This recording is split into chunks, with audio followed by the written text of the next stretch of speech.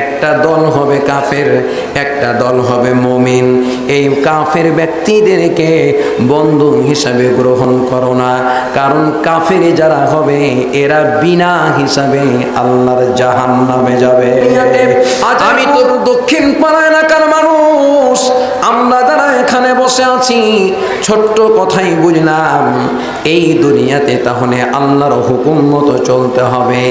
রব্বুল আলামিন জানায়া দিলেন, বান্দারে এই দুনিয়ায় চলতে গিয়ে তোমার অনেকগুলো বন্ধু হবে। শয়তান নামক বন্ধু একটা আছে, এই শয়তান যে কোনো মুহূর্তে তোমাকে বন্ধু করে নিতে পারে। খবরদার শয়তানের বন্ধুত্ব তুমি গ্রহণ করো না। আমি রাসূল পৃথিবীর বুকে পাঠালাম, গাইডলাইন হিসেবে আমি রব্বুল আলামিন কোরআনুল কারীম দিয়েছি, আর তোমাকে জানায়া দিয়েছি পৃথিবীর বুকে একটা দল হবে কাফের, একটা দল হবে মুমিন।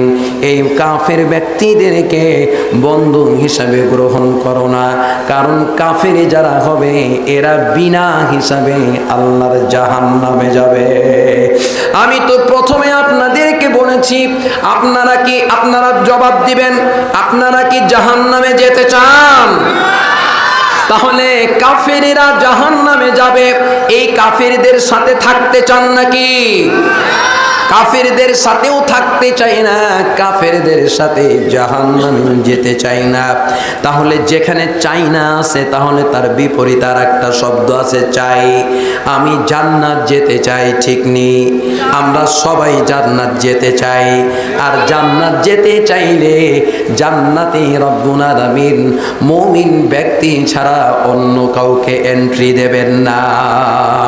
জান্নাতের ভিতরে যেহেতু মুমিন ব্যক্তি থাকবে, কাজে দুনিয়াতে যতদিন বেঁচে আছি ততদিন পর্যন্ত কেবলমাত্র মুমিন ব্যক্তিদেরকে বন্ধু হিসাবে ধরবো, ঠিক কিনা? মুমিন ব্যক্তিদেরকে বন্ধু করে নেব, মুমিন ব্যক্তিদেরকে জীবনের সঙ্গী করে নেব।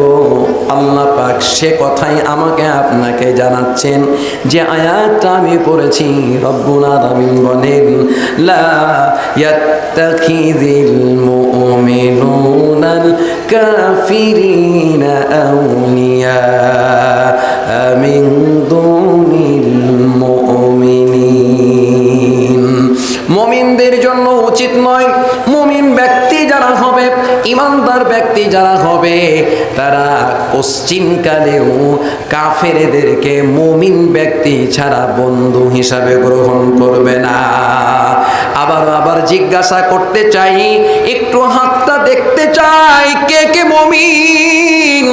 ও মুমিন ব্যক্তি হাত উঠান, হাতটা দেখতে চাই। নারা দেন সবাই, লিল্লাহে তাকবীর, লিল্লাহে তাকবীর। হাত নামান।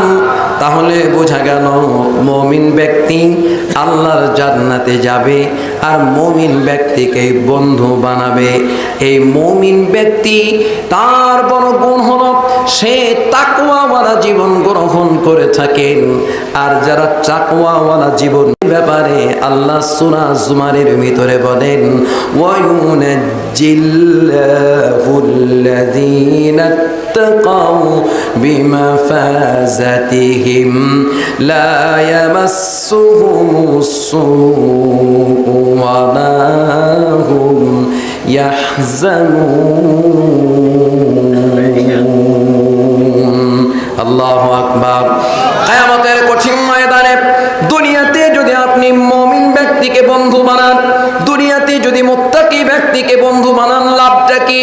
আল্লাহ রাব্বুল আলামিন বলেন, আল আখিল্লাউ ইয়াউমা ইযিন বা'দুহুম লিবা'দিন আদুউন ইল্লাল মুত্তাকিন।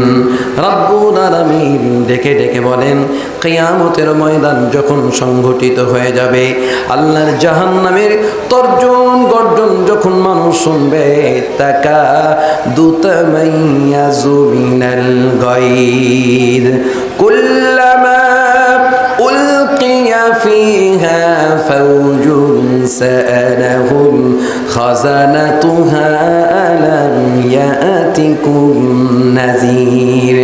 জাহান্নামের তর্জন গর্জন গর্জন যখন দেখবে তখন মানুষগুলো ছোটাছুটি করতে থাকবে। এই মুহূর্তে আল্লাহ ডেকে ডেকে জানান, দুনিয়াতে যা ঘোষণা দিয়েছেন সে কথা সেই দিন মানুষ বুঝতে পারবে। অর্থাৎ এই কঠিন ভয়াবহ সময়ে বাদুহুম লিবাদিন, একজন মানুষ আরেকজন মানুষের শত্রু হয়ে যাবে। লা তাজজি নাফসুন আন নাফসিন শাইআ, একটা নাফস আরেকটা নাফস, এক ব্যক্তি আরেক ব্যক্তির কোনো উপকারে আসবে না। ইল্লাল মুত্তাকিন,